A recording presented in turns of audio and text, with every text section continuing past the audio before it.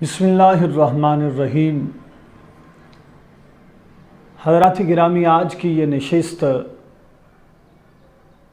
खुसूसन हमारे पड़ोसी मुल्क हिंदुस्तान के अंदर एक मामला उभरा हुआ जिसको मुख्तलिफ़ रंग मिल चुके हैं। आज मैं अपने जानने वालों और अपने सुनने वालों के लिए ये बात जहन में रखता हूँ कि दो तीन चीज़ें हैं जो इस मामले में मैं अपने साथियों से महवे गुफ्तगू हूँ।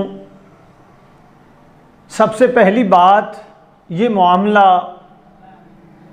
इंडिया के अंदर एक मोहल्ले का नाम है गयान वापी।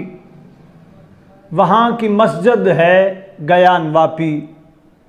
ये मुगलिया दौर के अंदर बनाई गई, मुसलमान इसके अंदर नमाज पढ़ते रहे। मुगलिया दौर के अंदर जितनी भी मसाजिद बनी उनमें से अक्सर बनाई जाने वाली मसाजिद वो बिल्कुल साथ होती थी, एक तरफ मंदिर और एक तरफ मस्जिद। नक्शो निगार भी ऐसे हुआ करते थे। इसी गयान वापी मस्जिद में 1937 में एक केस चला जो मुसलमानों के हक में हुआ, और फिर 1942 में भी ये केस दायर हुआ और उस वक्त भी मुसलमानों के हक में मस्जिद हुई। उसके बाद 1991, चूँकि 1991 1947 15 अगस्त के बाद की बात है,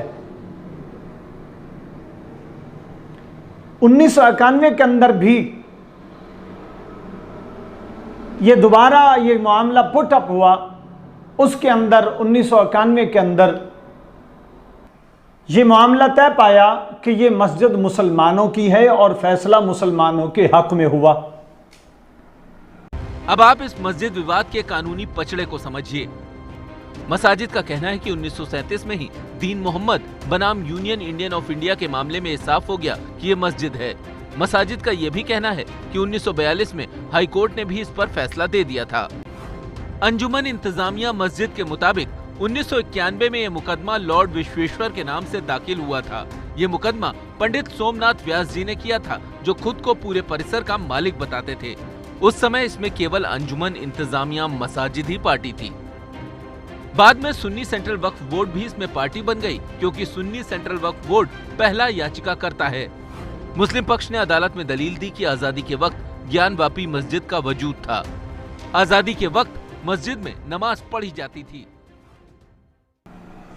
गोया आज से कई साल पहले बार बार ये मस्जिद फैसले की नज़र हो चुकी है। आज फिर चूँकि कुछ मुतअस्सिब हिंदुओं ने फिर से इस मामलात को उठाना शुरू किया हुआ है कि ये मंदिर को तोड़कर बनाई गई थी, ये कहीं विश्वनाथ को तोड़कर बनाई गई थी। प्लेसेस ऑफ वर्शिप एक्ट, जिसके पॉइंट नंबर 4 के तहत ये बात तय हुई थी कि 15 अगस्त 1947 से पहले जो जगह जैसी वर्शिप, जिस तरह की इबादत होती थी वैसी ही रहेगी। इसके बावजूद ये सारी चीज़ें आज हिंदू मुतअस्सिब लोगों की वजह से ये रूनमा हो रही हैं। ये बात समझने वाली है। मुगल खानदान के अंदर जब वो हुक्मरान थे, वो मुगल खानदान जिनके सबसे पहले को हिंदू राजा ने खुद दावत देकर बुलाया था। तो आइए आज बाबर के बारे में थोड़ा अपनी जानकारी में इजाफा करते हैं, और इसके लिए हमारे साथ जुड़ चुके हैं जाने माने सामाजिक कार्यकर्ता और इतिहास के जानकार प्रोफेसर राम पुनियानी। प्रोफेसर पुनियानी, कार्यक्रम में आपका स्वागत है। बहुत धन्यवाद। पुनियानी साहब, सबसे पहले तो ये कि बाबर को एक बड़े खलनायक के रूप में हमारे समाज में स्थापित कर दिया गया है। भारत में वो खुद आया या बुलाया गया? राणा सांगा ने एक दूत को भेजा बाबर के पास कि आप आइए, आप इब्राहिम लोदी के खिलाफ लड़िए, क्योंकि इसको पता था कि इब्राहिम लोदी को अकेले हरा नहीं सकता। तो उसने कहा ठीक है, इब्राहिम लोदी का राज्य जो है उसमें दिल्ली का प्रभुत्व है, आगरा पे प्रभुत्व है, तो आप दिल्ली की तरफ से आक्रमण कीजिए, मैं आगरा की तरफ से आक्रमण करूंगा, तो उसमें हम पार्टनरशिप में उसको हरा देंगे।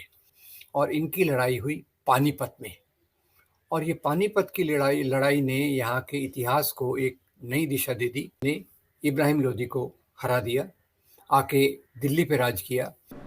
गोया ये जो मुगल खानदान हिंदुस्तान के अंदर आया, ये राणा सांगा की इल्तिमास पर आया था, और फिर न सिर्फ बुलाया बल्कि बहुत सारे ऐसे लोग मौजूद हैं जो खुद तो हिंदू थे और उनकी बेटियां भी हिंदू रहीं, मगर मुगल बादशाहों के निकाह में दी, वो मुगल बादशाहों के घरों में आबाद रही। अब जो वो घरों में आबाद थी, जहां पर मस्जिद बनने लगी, वहां पर उन्होंने मंदिर की भी बुनियाद रखवाई। न सिर्फ यह किया बल्कि उनके नाम एक जैसे बना दिए, उनका नक्शो नगार इस तरह का कर दिया। यह सिर्फ इसलिए था कि मुगल हुक्मरानों ने हिंदू औरतों को अपने घरों में आबाद रखा था, हिंदू औरतें उनके हरम में दाखिल थीं। ये वो हिंदू औरतों का ही कारागरी है जिसकी वजह से आज अगर कोई उठता है तो कहता है ज्ञानवापी मस्जिद का नाम हो सकता है, ये संसद सकरत ये नाम हो सकता है। ये पूछना है तो अपनी उन बड़ी महिलाओं से पूछें जिन्होंने मुसलमानों के घर रहकर अपनी जिंदगी को बसर किया, और ये ऐसी हकीकत है जिसको तारीख ना भुला सकी है और ना भुला सकेगी। इसलिए आप, बल्कि यहां पर आज इस दौर में तो समझ आ रही है कि उस वक्त भी हिंदुओं की यह साजिश थी कि इनका मुकाबला नहीं किया जा सकता, इनके सामने घुटने टेकने ही पड़ेंगे। वो राजा जो अपने अंदर एबिलिटीज रखते थे, हर लिहाज से उनका सामना तो ना कर सके, मगर उनके साथ साजिशें की कि आज तो नहीं, इनके घरों में दाखिल हो जाओ, इनके हरम में ले भेजी अपनी बेटियां, भेजकर ये मामलात बनाए, और उन्होंने जहां पर मस्जिद बनाई नक्शो नगार आपकी जैसा कर दिया। तुम आज बोलने पे आ गए हो, अपनी बड़ी औरतों से पूछो कि उन्हें मस्जिद के नक्शो नगार बनवाने के लिए कौन सी ऐसी चाहत थी। ये वो साजिश थी जिसकी बिना पर आज तक तुम इतराते चले आ रहे हो। बल्कि खुसूसन वो मलाउना जो बीजेपी की हिमायत याफ्ता है, ये सिर्फ इसलिए हैं मलाउना, तुझे ये नजर आता है कि इनके नाम क्या हैं, ये भी देख कि इनके घरों में, उनके मुगल खानदान के घरों में तेरी बढ़िया कौन कौन सी आबाद थी, उनके नाम भी जान, ताकि तुझे हकीकत खुलकर मिल जाए, तुझे इस हकीकत से किसी दूसरे से पूछना ना पड़े कि आज ये नाम क्यों हैं, आज ये क्यों हैं, वो क्यों हैं। ये सारे के सारे आपकी वो बड़ी महिलाएं हैं, उन महिलाओं को जिनको तुमने भेजकर मुगल खानदान के बादशाहों के घरों में आबाद किया था। जबकि यह बात वाज़ेह है कि 1991 में एक्ट पास हो चुका था कि 15 अगस्त 1947 से पहले जितनी भी प्लेसेस ऑफ वर्शिप थी वो सारी की सारी वैसे रहेंगी जैसे पहले थी। यानी उनमें अगर कोई मुसलमान इबादत करता था, वो मुसलमानों की मस्जिद है तो वो मस्जिद रहेगी, और अगर कोई हिंदुओं के लिए कि वो उनकी इबादत के तौर पर कोई मंदिर है तो वो मंदिर रहेगा। ये एक्ट मौजूद है, मगर ये एक्ट तो तब नजर आए जब हकीकत को देखना हो। हकीकत को देखेंगे तो एक्ट नजर आएगा। हालांकि इस दौर में इनकी पार्टियों के बड़े कहते फिर रहे हैं, नहीं तो मानिक की एंकर मानिक की वो डिबेट्स जिसके अंदर सारी टीमें शामिल हैं। कल नागपुर में राष्ट्रीय स्वयं सेवक संघ का एक कार्यक्रम था। मंच से संघ के स्वयं सेवकों को संबोधित करते हुए आरएसएस चीफ मोहन भागवत ने ज्ञानवापी विवाद पर, बल्कि और भी मंदिर मस्जिद विवादों पर एक बड़ा बयान दे दिया। हर रोज एक नया मामला उठाना ठीक नहीं है, ये बोले मोहन भागवत। दूसरे की पूजा में दखल देना ठीक नहीं है। इतिहास की गलती को आज विवाद बनाना ठीक नहीं है। आजादी के लिए मुसलमानों ने भी खून बहाया और देश में हिंदू मुसलमान करना ठीक नहीं है। साथ ही यह भी साफ कर दिया कि अब संघ और कोई आंदोलन मंदिर के लिए नहीं करेगा, किसी मंदिर के लिए नहीं करेगा। संघ प्रमुख बोले, बातचीत से हल निकालना होगा। हिंदुस्तान में सबके वंशज एक हैं, मुस्लिम बाहरी नहीं है, किसी पूजा का विरोध नहीं करते, सबकी पवित्रता को मान्यता है। मेरी पूजा सही, दूसरे की भी सही। देश में अब डराने की कोई कोशिश नहीं होनी चाहिए, कोई अतिवाद नहीं होना चाहिए। सभी को मिलकर विश्व गुरु बनने की ओर बढ़ना है।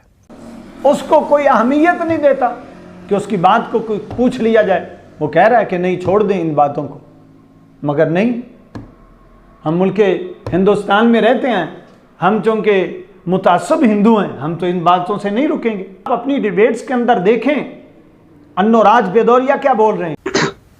देखिए, एक चीज तो मानक जी आप मान लीजिए, जो मैंने पहले बोला था फिर बोल रहा हूं, जिस तरह की डिबेट अब हिंदुस्तान में चल रही है, ये सिर्फ भारतीय जनता पार्टी के अनकहे नुमाइंदे जो उनके पीछे से काम करते हैं, ये पूरे हिंदुस्तान को उलझाने की बात करते हैं और कुछ नहीं। हिंदू धर्म की बात नहीं करते। हिंदू धर्म तो कभी घृणा की बात नहीं करता है। ये अन्नोराज बेदौरिया वाज़ेह तौर पर ऐलान कर रहा है कि बीजेपी के वो एजेंट्स जिनको जाहिर नहीं किया गया मगर वो काम कर रहे हैं, वो मुल्क के अंदर हिंदू धर्म के मानने वाले नहीं हैं, वो हिंदू धर्म के नाम पर कलंक हैं। यानी ये सारी की सारी चीजें आपकी अपनी पैदा करदा हैं। और आज भी आखिर में भी ये कह रहा हूं, ये 1937 के अंदर भी मस्जिद मुसलमानों की थी, उससे पहले बनाई गई, मुगलिया दौर में बनी। 1937 के अंदर भी ये तय हुआ कि ये मुसलमानों के हक में हुई। 1942 के अंदर भी मुसलमानों के हक में हुई। 1991 के अंदर भी मुसलमानों के उन अपने मुस्लिम भाइयों को मुबारक पेश करूंगा जो आज तक अपनी आस्था से जुड़े हुए मामलात के साथ बिल्कुल पाबंदी से खड़े हुए हैं। ना कोई खौफ है, ना खतर है। उन्हें यह फिक्र नहीं कि हमारे पास कोई अपना चैनल मौजूद नहीं। उन्हें यह फिक्र नहीं कि आज बीजेपी गुंडागर्दी पे उतरी हुई है। ये सारी चीजों से बालातर होकर एक ही चीज पर वो हैं कि जो हक हमें मुल्क को कौम ने दिया है, मुल्क को मिल्लत ने दिया है, उस हक को हम ले रहे हैं। अल्लाह पाक उनकी मदद फरमाए।